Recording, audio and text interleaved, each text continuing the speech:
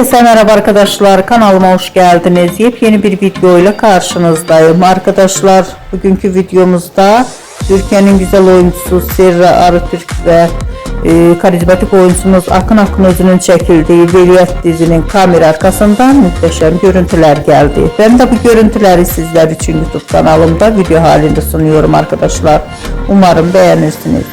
Videomu beğendiyseniz kanalımı izlemeyi ve bildirim butonuna basmayı unutmayın. Şimdilik benden bu kadar olsun. Yeni videomuzda görüşmek üzere. Hoşça kalın.